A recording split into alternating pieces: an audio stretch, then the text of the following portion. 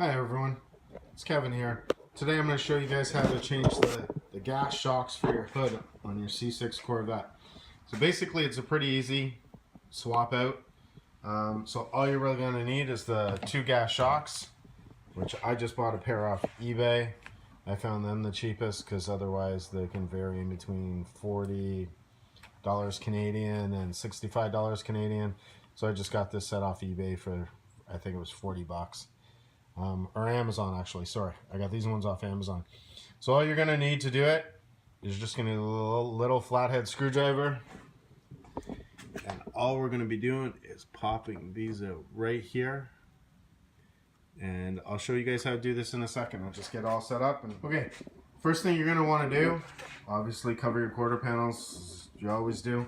Then you're going to want to get a stick of some kind and kind of support up the hood so that way it's not going to fall on you. You're going to want to have some support. But it's the first thing you're going to do is you're going to pop this in. And you're not going to pop it off. You're just lifting it out. So you're just going to push it in. Right? You're going to have some weight off of it. And that's it. So you're just kind of pulling it out. And there it is. So for the inside one, it's basically the same thing. You're going to stick the screwdriver in, pry it off. And then once you do that, you should be able to push it off. And there you go. So here's how you can tell when your shock's bad. So basically, it's a gas shock. You should not be able to push this in. So basically, I can push this whole shock in and out. So a new one,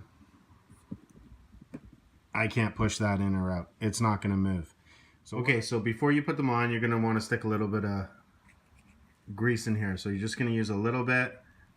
The dielectric grease. I'm probably not saying it correctly, but that's it. So you just put a little bit in each end. And that's it. Because you just want it greased up inside there. You can put a little bit on the nipples on the other end, which I will do. And then you just pop them on. I'll show you how that's done. Okay, so to put them back on, it's probably the most simplest. You just grab it, and just push it on, and that's it. So you just push it on, and there you go. And then you're going to do the same for the other end. So you're going to do the same for the other end. You're just going to adjust your hood up a bit, push it in place, push it on, and you're done. And that's how simple it is to put your gas shocks on. Okay, I hope that helps you out.